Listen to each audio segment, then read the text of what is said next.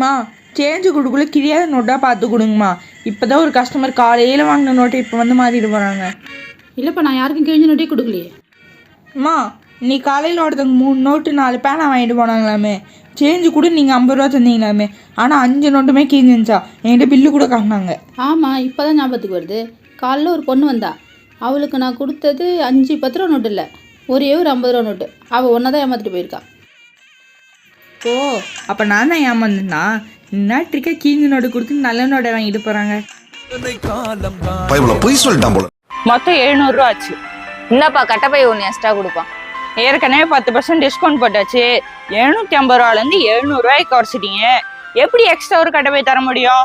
ஒரு உலகத்துல இல்ல பேர் கடை, உங்க கடைக்கு வந்த மாதிரி ஏன் தப்பு? என்னப்பாச்சு? வாங்க, ஒரு கட்டப்பை கேட்டதுக்கு உங்க புள்ள அவ்வளோ பேச்சு பேசுறான். இன்னொரு கட்டப்பை வேணும் அதானே?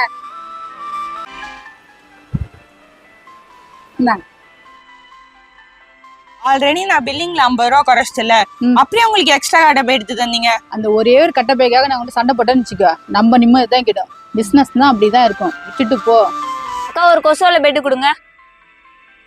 ஏன்க்கா நான் கேட்கறது காதுல விழுதா இல்லையா? என்னடா வேணும்? என்னக்கா நான் கூட்டுட்டே இருக்கேன், உங்க ஸ்டாஃப் காதலே வாங்க மாட்டாங்க. கஸ்டமர் அட்டன் பண்ண சொல்லுங்கக்கா. அவங்களுக்கு காதும் கேட்காது, வாய் பேச முடியாது. பின்ன எப்படி பதில் சொல்லுவாங்க சொல்லு?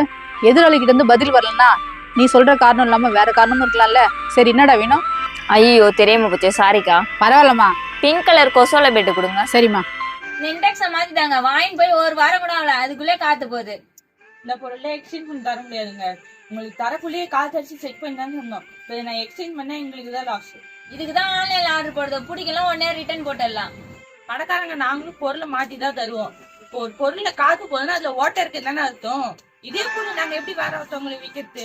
அதெல்லாம் உங்க பிரச்சனை. மாத்தி கொடுக்க முடியுமா முடியாதா? அதெல்லாம் முடியாதுங்க. என்னப்பா பிரச்சனை? கஸ்டமர்கிட்ட இப்படி பேசலாமா? என்னங்க வேணும்? வாங்க நீங்களே இந்த ஞாயிற்று என்னன்னு கேளுங்க. போன வாரம் இந்த இன்டெக்ஸ் பொருளை வாங்கிட்டு போனாங்களா, இந்த வாரம் வந்து மாத்த சொல்றாங்க. காத்து வேற போதுன்னு சொல்றாங்க. டேமேஜ் ஆன பொருள் நம்ம எப்படி மாத்துறது?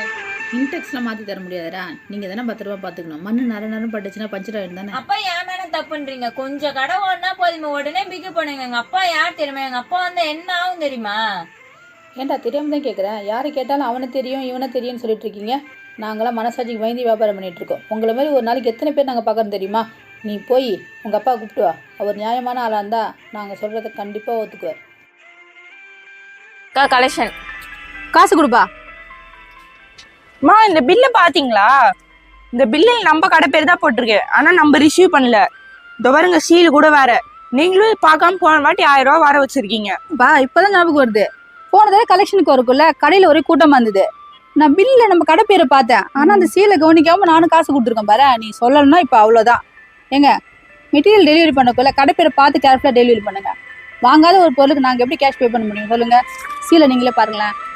ஆமாக்கா நானுமே கவனிக்கல. அடுத்த பில்லுல இந்த 1000 ரூபா மைனஸ் பண்ணி தரேன். இப்போ எதனா ஆர்டர் இருக்கா? இல்லடா. சரி வரேன்க்கா.